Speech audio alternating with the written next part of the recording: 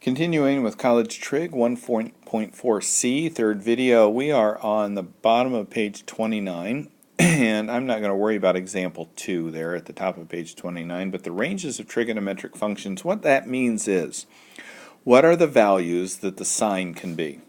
If you plug in the sine of any angle, even if you put in the sine of, say, 247 degrees, it does not matter what you put in there, you will always get a number that is between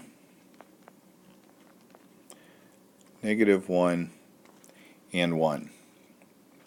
So the sine of any number will always be a number less than 1 or greater than or equal to -1. So that means you're going to end up with a decimal or -1 or 1. You cannot take the sine of any angle and get like 4. It has to be a decimal, positive or negative, between -1 and 1, and it could be -1 and 1.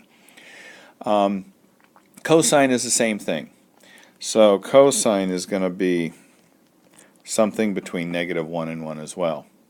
Tangent and cotangent can be any number in the whole history of the universe. You can take the tangent of an angle and get 456,000. Secant of theta must be a number less than -1. So the secant of a number could be -37. And it also must be, or not also, or it has to be greater than or equal to 1. So notice, cosine is a number between -1 and 1. Secant, which is its reciprocal, has to be less than -1, like -14, or greater than 1, like 47. Cosecant of theta, when you plug that into your calculator, you also have to get a number less than -1 or greater than or equal to 1. Secant and cosecant will never ever be numbers between -1 and 1. Never get a secant or a cosecant between those.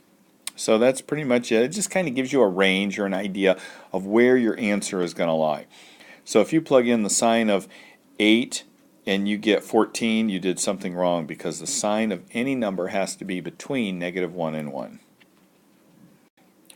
So if you look at the sine of theta equals the square root of 8. This is example 3. One of the things you need to know is theta is your unknown. So if I have sine of theta equals the square root of 8, that means I'm looking for what angle this is. The sine of what degree angle is going to give me the square root of 8. Well, the square root of 8 is actually what? 2 times the square root of 2. Is that number bigger than or less than 1 or -1? Or in other words, does the square root of 8, because remember I just put up here, let me start over here. I had -1 is less than or equal the sine of theta less than or equal to 1. What did I just say the sine of theta is? I'm saying the sine of theta is the square root of 8. So instead of sine of theta, we'll put the square root of 8. Is that a true statement? No, it's not, because the square root of 8 is 2 times the square root of 2. That is not between -1 and 1. It's bigger. It's over here. So this is not possible. So this is a false statement. Tangent of theta equals 110.47. Is that possible? Well, sure it is, because tangent can be any stinking number in the whole history of the world. So that's what they were doing there just in those examples. Alright, example 4. Finding all function values given one value in the quadrant. So it says, suppose that we have an angle that is in quadrant 2. So if I'm going to show an angle in quadrant 2, I'm going to start at the origin and just draw a line. Okay, so that angle is quadrant 2. Okay, and I'm going to draw my triangle. And what do we know? The sine of theta, the sine of that angle that we just drew, is 2/3. Well, what is the sine? Sine is always y over r, right? So y is 2 and r is 3. So y is 2 and r is 3. Whoops, I don't have to put r there, I need to put a 3 there. So now what I'm going to do is try to find out what this other side is. So I've got 2 squared plus, that's what I'm looking for, is, whoops, that isn't a very good x. X squared equals 3 squared, right? That's Pythagorean. Side squared plus side squared equals the hypotenuse. So 4 plus x squared equals 9. X squared equals 5. So x equals the square root of 5. So instead of putting an x there, I'm going to put the square root of 5. Okay, so now I know all my sides. Now it's asking me to find the values of the other 5 functions. So I already know they gave me the sine of theta. Now I'm going to try to find the cosine of theta. Well, the cosine of theta is x over r.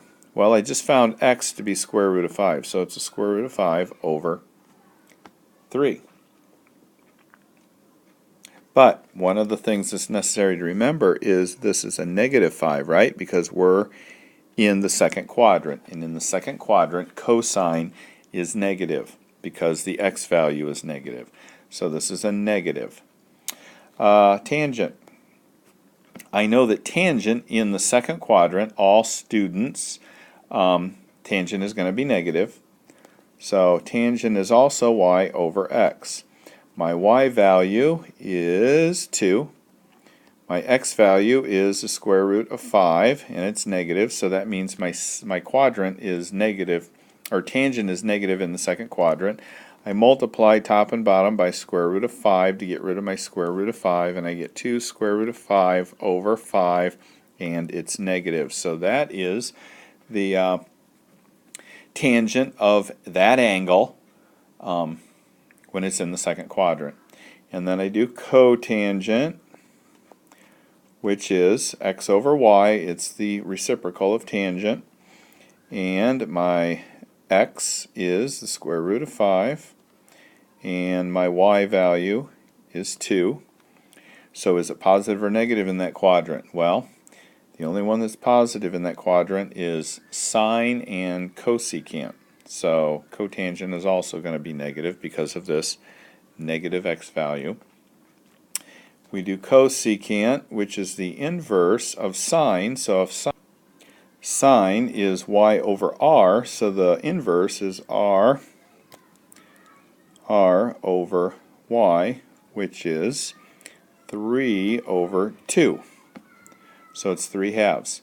So secant, or sine, is positive in the second quadrant, and its reciprocal, cosecant, is also positive in the second quadrant.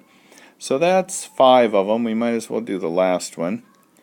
Secant of theta is going to be the inverse of cosine, so it's going to be r over x, which is 3 over negative square root of 5, and then you're going to get rid of your radical like you know how to by multiplying top and bottom by the square root of 5. And it's also going to be negative in that quadrant because cosine was negative in the second quadrant. So that's the all students take calculus. Students is in the second quadrant, and the S stands for sine and its reciprocal. So those are both positive, sine and cosecant. Everything else is negative in that quadrant. So that's it for example 4.